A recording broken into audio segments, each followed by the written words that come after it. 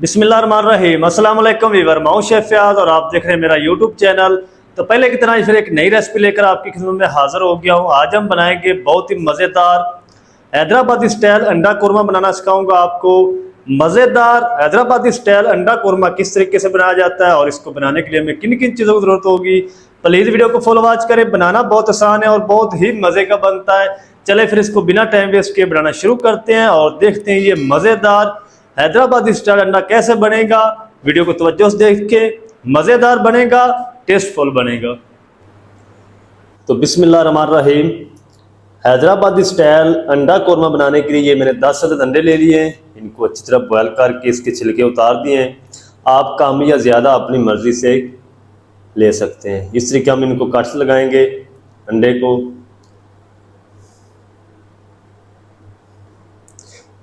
थोड़े से गहरे कट्स लगाने हैं आपने ताकि जो मसाला है वो इनके अंदर तक जाए। इस तरीके तो सारे अंडों को मैं इस तरह कट लगा लूँगा। तो सभी अंडों को मैंने इस तरीके कट लगा लिए हैं, 4 4 5 5। ये देखें, और इस तरीके थोड़े से गहरे कट लगाने हैं आपने। तो जल्दी से हम इनको रोस्ट करते हैं, फ्राई करते हैं अंडों को। तो यहाँ पर मैंने पैन के अंदर 2 टेबलस्पून कुकिंग ऑयल को गर्म कर लिया है और इसके अंदर हम ऐड कर देंगे अंडे। बिस्मिल्लाहिर्रहमानिर्रहीम। सारे अंडे हम इसके अंदर ऐड करके 1 मिनट तक हम इनको फ्राई करेंगे। फिर हम इसके अंदर मसाले ऐड करेंगे। तो पहले आपने इस तरीके चलाते हुए इनको फ्राई करना है 1 मिनट के लिए।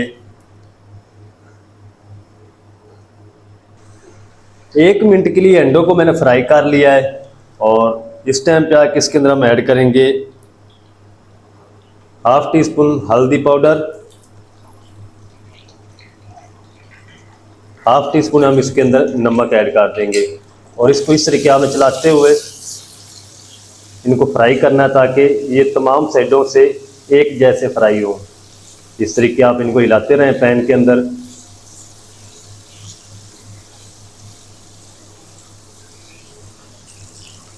तकरीबन 4 मिनट तक इसी तरह मैंने चलाते हुए इनको फ्राई कर लिया है। बिल्कुल गोल्डन कलर आ चुका अंडों के ऊपर।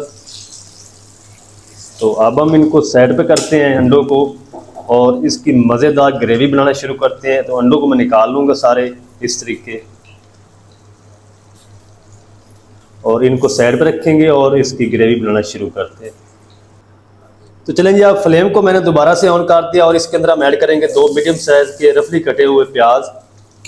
तो प्याज का आपने कलर चेंज नहीं करना, इनको हमने बस थोड़ा सा नरम करना है ताकि प्याज के अंदर जो पानी है ना वो खुश्क हो जाए। आप चाहें तो इनको इसी तरह बगैर फ्राई किए भी ग्राइंड कर सकते हैं, इनकी पेस्ट बना सकते हैं। तो अगर आप इसको फ्राई करके फिर आप इसकी पेस्ट बनाएंगे तो आपको बाद में इसकी बुनाई कम करनी पड़ेगी और बहुत ही मज़ेदार ग्रेवी बनकर रेडी होगी इंशाल्लाह कौरमे की। प्याज को 3 से 4 मिनट हिलाते हुए फ्राई कर लिया है और अच्छी तरह नरम भी हो चुके हैं। तो इस टाइम पे आके इसके अंदर हम ऐड करेंगे 20 मैंने गिरी ले ली बादाम की, जिसको मैंने भिगो कर रख दिया था और इसके बाद में छिलके रिमूव कर दिए। आप चाहें जिसके अंदर काजू ऐड कर सकते हैं, सफ़ेद तिल ऐड कर सकते हैं, कशकाश ऐड कर सकते हैं। जो चीज़ भी आपके पास आसानी से अवेलेबल हो आप वो ऐड कर सकते हैं। 7 से 8 जो लहसुन के हैं और 4 टुकड़े छोटे छोटे अदरक के हैं और 1 मिनट तक हम इसको फिर से फ्राई कर लेंगे। अच्छा, इसके अंदर ना आपने बादाम नहीं है तो काजू ऐड करें, काजू नहीं है तो कशकाश, कशकाश नहीं है तो फिर आप इसके अंदर सफ़ेद तेल ऐड कर दें। कोई एक चीज़ आपने लाजमी इसके अंदर ऐड करनी है। लहसुन अदरक साबुत और बादामों की गिरियां ऐड करने के बाद 1 मिनट तक फ्राई कर लिया है। फ्लेम को ऑफ कर देंगे और इसके अंदर ये हम 1 मुट्ठी हरा धनिया और थोड़ा सा पुदीना ले लिया है और 6 से 7 हरी मिर्चें, ये हम इसके अंदर ऐड करके थोड़ा सा पानी ऐड करके इसकी पेस्ट तैयार कर लेंगे। तो जब ये चीज़ें हम ऐड करेंगे तो इसका कलर जो है वो ग्रीन हो जाएगा। तो काफ़ी सारे लोग कमेंट करते हैं ये ग्रीन आपने कलर ऐड किया है, कलर ऐड नहीं होता है इसके अंदर। ये जो 3 चीज़ें आप इसके अंदर ऐड करेंगे तो ऑटोमेटिक इसका कलर जो है वो ग्रीन हो जाएगा। तो मैं इसकी पेस्ट बना लूँ, ठंडा होने के बाद फिर आपसे मिलता हूँ। तो चलें जी, अच्छी तरह प्याज और लहसुन अदरक बादाम की गरी का पेस्ट बना लिया। ये देखें फिर माशाल्लाह इस तरीके आपने बनाना है। तो अब हम इसको जल्दी से बनाना शुरू करते हैं। अब हम उसी पैन के अंदर ऐड करेंगे हाफ कप कुकिंग ऑयल, और ऑयल को हम हल्का सा गर्म कर लेंगे। ऑयल को हल्का सा गर्म कर लिया है और इस टाइम पे आके इसके अंदर हम ऐड कर देंगे कुछ खड़े मसाले। एक तेज़पात ले लिया, 1 टीस्पून भर के ज़ीरा ले लिया साबुत, 1 बड़ी इलायची, 4 लौंग हैं, 1 बादन का फूल, 2 दिन मैंने दालचीनी की स्टिक ले लिए हैं, इसमें ऐड कर देंगे और कुछ सेकंड के लिए हम इनको क्रैकल कर लेंगे ताकि इनकी खड़े मसालों की प्यारी सी खुशबू आनी शुरू हो जाए। खड़े मसालों को कुछ सेकंड तक क्रैकल कर लिया है, प्यारी सी खुशबू आनी शुरू हो चुकी थी। इसके अंदर हम ऐड कर देंगे ये जो पेस्ट बना के रखी थी,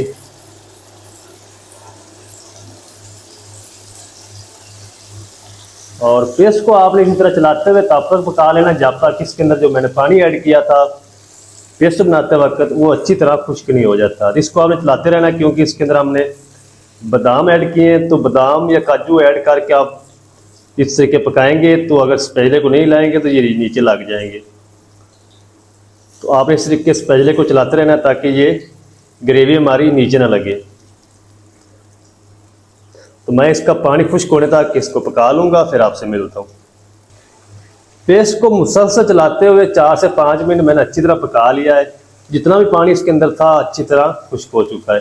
तो अब हम इसके अंदर ऐड कर देंगे पाउडर मसाले, हाफ टी स्पून नमक ऐड करेंगे, हाफ टी स्पून मैंने पहले अंडे के अंदर भी ऐड किया, आप अपने टेस्ट के हिसाब से ऐड करें, हाफ टी स्पून हल्दी पाउडर, हाफ टी स्पून गर्म मसाला पाउडर, 1 टीस्पून धनिया पाउडर और हाफ टी स्पून हम इसके अंदर ऐड करेंगे चिली फ्लेक्स, कूटी हुई लाल मिर्च पाउडर नहीं इसके अंदर आपने यूज़ करना। 1 मिनट तक मसालों की भी बुनाई कर लेंगे पेस्ट के साथ। स्पैचुले को आपने रोकना नहीं, इसको आपने चलाते रहना है।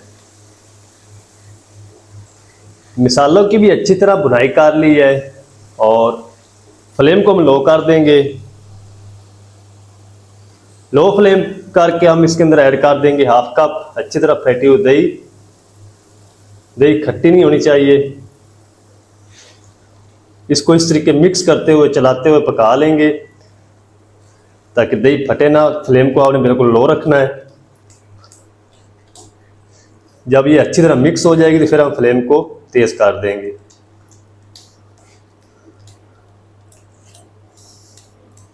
चलें जी, अब मैं फ्लेम को थोड़ा सा तेज कर दूंगा और इसका दही का जो कच्चापन है वो ख़त्म होने तक हम इनको पका लेंगे। दही का कच्चापन भी अच्छी तरह ख़त्म हो चुका है। 2 से 3 मिनट मैंने फिर से इसको पका लिया है। ऑयल हमारा सेपरेट होना शुरू हो चुका है। तो अब हम इसके अंदर ऐड कर देंगे इस टाइम पे आके फ्राई किए हुए अंडे। बिस्मिल्लाहिर्रहमानिर्रहीम।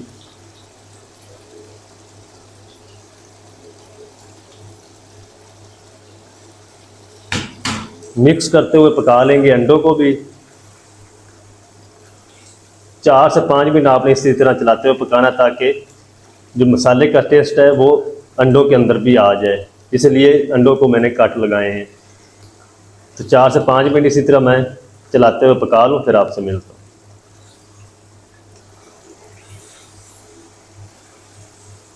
4 से 5 मिनट अच्छी तरह फिर से इसको पका लिया अंडे ऐड करने के बाद। और इस टाइम पे आके इसके अंदर हम ऐड करेंगे 1 टीस्पून कसूरी मेथी, हाथों से क्रश करके ऐड करेंगे। मिक्स कर लेंगे। इंशाल्लाह जब आप इस तरीके हैदराबादी स्टाइल अंडा कौरमा बनाएंगे तो बहुत ही मज़ेदार बनेगा।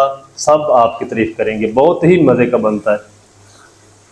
चलें जी, अब फ्लेम को हम फिर से दोबारा लो कर देंगे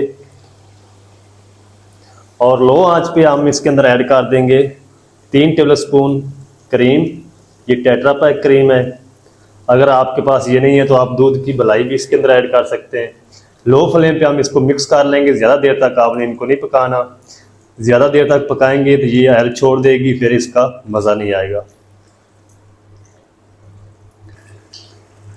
क्रीम ऐड करने के बाद 2 मिनट तक हल्की आंच पे पका लिया है। इसका कच्चापन ख़त्म हो चुका है। तो अब हम इसके अंदर ऐड कर देंगे थोड़ा सा हरा धनिया,